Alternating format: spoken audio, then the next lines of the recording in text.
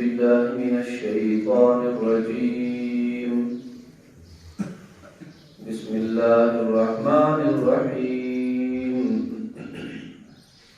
لكن الذين اتقوا ربهم لهم جنات تجري من تحتها الأنهار خالدين فيها نزلا من عند الله وما عند الله خير للأبرار. وإن من أهل الكتاب لمن يؤمن بالله وما أنزل إليكم وما أنزل إليهم خاشعين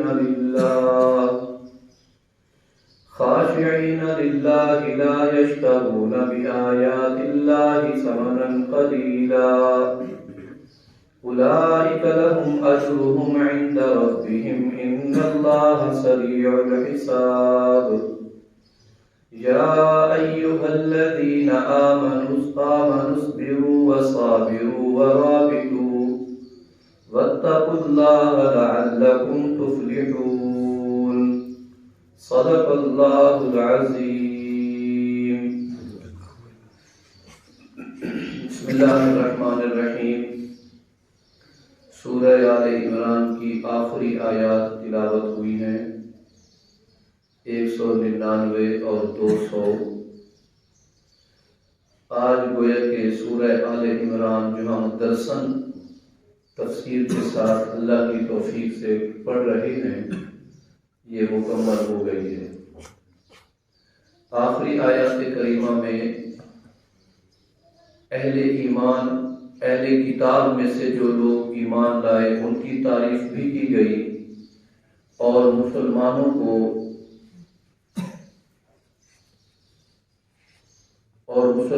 کو آپس میں باہمی اتحاد و اتفاق کی دعوت بھی دی گئی.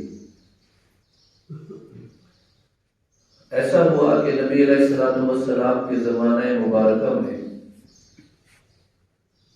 حبشہ ایک ملک تھا جس کا بادشاہ نجاشی تھا، جس میں مسلمان ہجرت کر کے گئے تھے. اس نجاشی بادشاہ نے کلمہ پڑھا اور مسلمان ہو گیا. مسلمان وہاں کچھ عرصہ رہنے کے بعد پھر نبی علیہ السلام کے پاس حبشہ سے مدینہ آ گئے. اللہ کا کرنا یہ ہوا کہ حبشہ کا نجاشی کا انتقال ہو گیا. نجاشی اپنے وطن میں اکیلا مسلمان تھا. 30 لوگ اور مسلمان ہوئے تھے جنہیں نجاشی نے بحری سفر کے ذریعے نبی علیہ السلام کے پاس بھیجا تھا. اس میں نجاشی کا بیٹا بھی تھا. اللہ کا کرنا راستے میں بحری موجوں کی وجہ سے کشتی طوفان میں پھنسی اور الٹ گئی، اور سارے کے سارے وہ مسلمان شہید ہو گئے.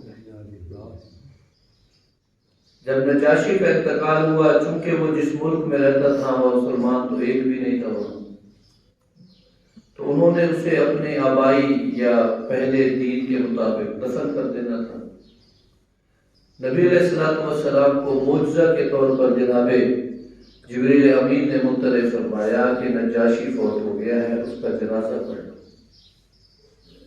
رسول اللہ صلی اللہ علیہ وآلہ وسلم فرماتے ہیں اخرجوا فصلوا علی النجاشی، اٹھو اور اپنے بھائی نجاشی کا جنازہ پڑھو.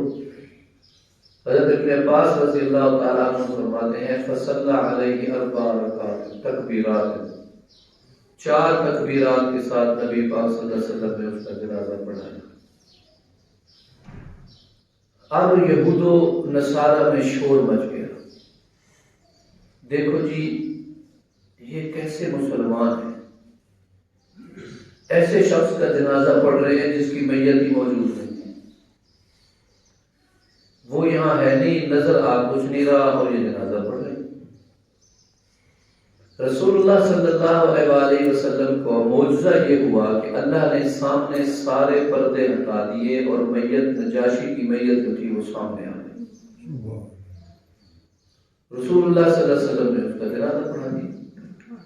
بالکل اسی طرح جب آپ معراج سے واپس تشریف لائے تھے، جب واپس آئے تو اہل مکہ نے اعتراض کیا کہ آپ فرما رہے ہیں کہ میں بیت المقدس گیا تھا،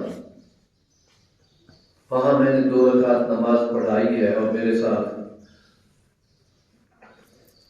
کی جماعت موجود تھی، تو اس 2 رکعت کو جب انہوں نے فرمایا کہ میں نے پڑھائی ہے تو مشرکین مکہ نے کہا اچھا بیت المقدس کی نشانیاں بتائیں، دروازے کتنے ہیں، کھڑکیاں کتنی ہیں، صحن کتنا بڑا ہے، صفیں کتنی آتی ہیں، شہتیر کڑیاں کتنی ہیں، ایسے ایسے سوال کیے جو سوال بڑے عجیب و غریب تھے۔ اب رسول اللہ صلی اللہ علیہ وآلہ وسلم سوچنے لگے کہ ان کو کیسے جواب دیں۔ اللہ تعالیٰ نے معجزہ ظاہر فرمایا نبی پاک صلی اللہ علیہ وسلم کا کہ اسی وقت سارے پردے آگے سے ہٹ گئے اور بیت المقدس آپ کے سامنے آ گیا،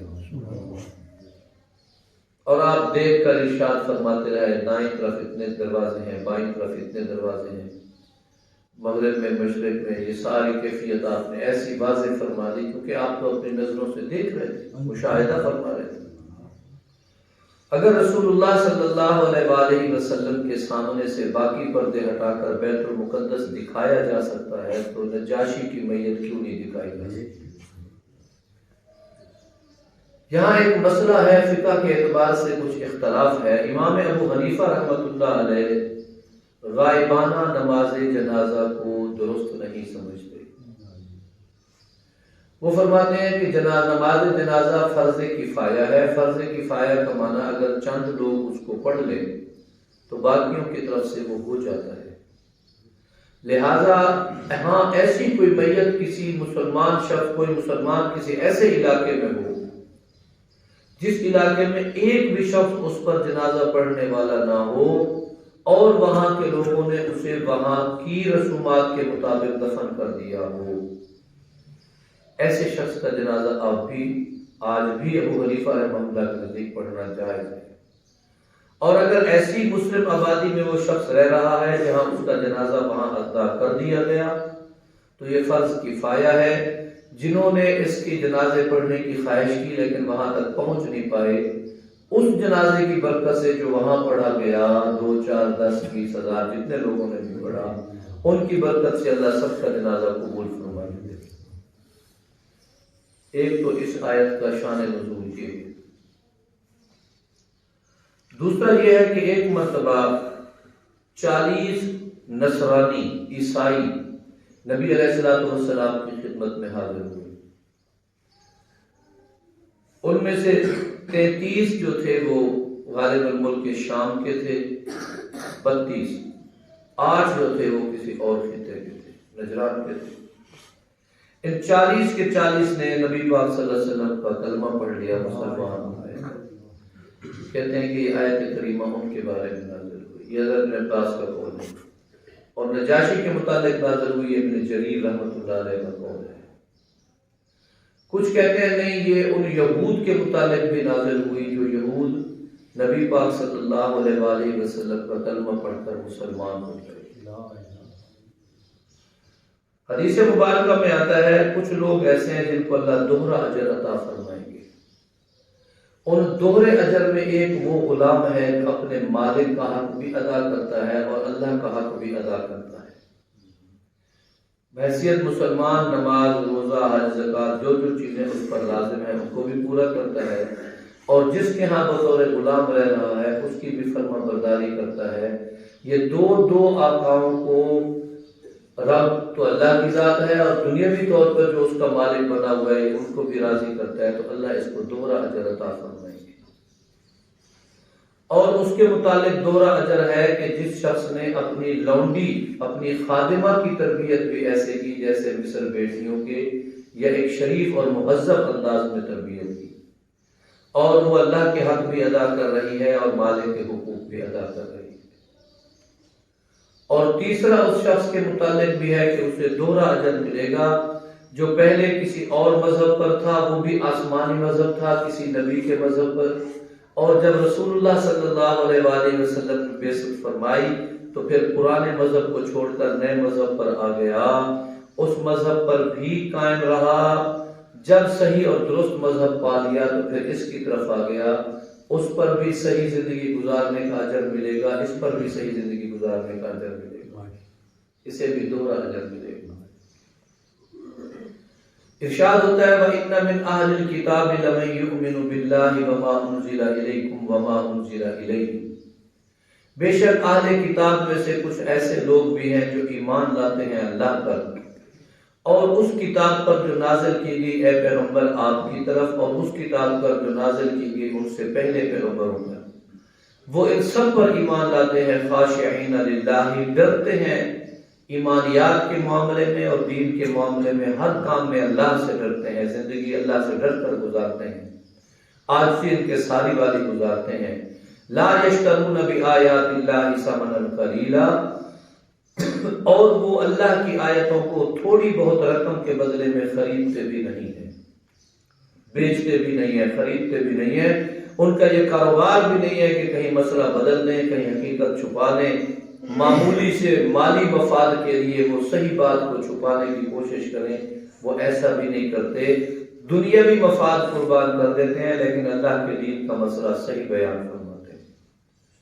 ان کے متعلق اللہ تعالیٰ فرماتے ہیں اولئک لہم اجرہم عند ربہم، ان کا اجر انہیں اللہ کے ہاں ملے گا، ان اللہ سریع الحساب، بے شک اللہ تعالیٰ حساب کرنے والے ہیں اور بہت جلد حساب کرنے والے ہیں۔ تو گویا کہ ان لوگوں کے لیے دوہرے اجر کی نوید سنا دی گئی۔ آخری آیت کریمہ میں 5 باتوں کی تاکید کی گئی، کہتے ہیں کہ یہ پوری سورت کا خلاصہ ہے۔ یا ایھا الذین آمنوا، اے ایمان والو۔ اب 5 باتیں کون سی ہیں جس کی ہمیں تاکید کی جا رہی ہے؟ یہ ہم سب کے لیے سننا ضروری ہے، ویسے تو پورا مسئلہ پورا قرآن سننا ضروری ہے۔ یا ایھا الذین آمنوا، اے ایمان والو، اصبروا، صبر کیا کرو، تکلیفیں، پریشانیاں، آزمائشیں، مشقتیں دین کے معاملے میں، خیر کے معاملے میں، بھلائی کے کاموں میں یہ ہوتی رہتی ہیں، اور بلکہ اگر رزق کے حلال کمانے کے سلسلے میں بھی کوئی ایسی صورت پیش آ جائے، کسی سفر کی صورت میں، کسی حضر کی صورت میں، کسی عبادت کے لیے، کسی معاملے کے لیے، تو ان تکلیفوں کے موقع پر کیا کیا کرو؟ صبر کیا کرو۔ صبر کی تاکید قرآن پاک میں کئی مقامات پر ہے۔ الا الذین آمنوا وعملوا الصالحات وتواصوا بالحق وتواصوا بالصبر، صبر کیا کرو۔ تو یہاں بھی پہلا نمبر ہے یا ایھا الذین آمنوا، اے ایمان والو۔ ہمیں صاحب ایمان ہونا ضروری ہے، ایمان کے بغیر ہم کسی کام کے نہیں۔ اللہ ہمیں ایمان مستحکم نصیب فرمائے، پکا۔ پھر فرمایا اصبروا، صبر کرو۔ 2 باتیں، صبر مصیبت اور تکلیف اور تنگی اور آزمائش کے وقت کیا جاتا ہے۔ پھر فرمایا وصابروا، اور ثابت قدم رہو۔ اصبروا کا معنی ہے صبر کرو، صابروا کا معنی ہے ثابت قدم رہو۔ کسی بھی قسم کی آزمائش میں تمہارے پاؤں نہ ڈگمگائیں، بلکہ ہمت اور حوصلے کے ساتھ اپنے صحیح موقف پر قائم رہو۔ ورابطوا، ایک دوسرے کے ساتھ تعلقات کو مضبوط کرو، رابطہ رکھو ایک دوسرے کے ساتھ۔ تفرقہ بازی، جدا جدا راہیں، اپنی اپنی سوچ، غیر مربوط زندگی ایسی نہ گزارو، بلکہ رابطو، ایک دوسرے کے ساتھ جڑ جڑ کر رہو۔ واتقوا اللہ، اللہ سے ڈرتے رہو۔ 5 کام کی ہمیں تاکید کی گئی۔ بعض مفسرین لکھتے ہیں کہ یہ 5 باتیں اس پورے کتاب قرآن، ایک پوری آیت سورت کریمہ کا جو ہے وہ خلاصہ ہے۔ ایمان لاؤ 1، صبر کرو 2، آپس میں ثابت قدم رہو 3، رابطو، ایک دوسرے کے ساتھ تعلق کو مضبوط رکھو، رابطہ رکھو 4، واتقوا اللہ، اللہ سے ڈرتے رہو 5۔ یہ 5 کام کرتے رہو، حالات، نشیب، فراز، کبھی آزمائش تو کبھی راحت، کبھی تکلیف تو کبھی مشقت، کبھی سہولت، یہ ساری باتیں آتی رہیں گی۔ تم ان 5 باتوں پر عمل کرتے رہنا، لعلکم تفلحون، تم کامیاب ہو جاؤ گے۔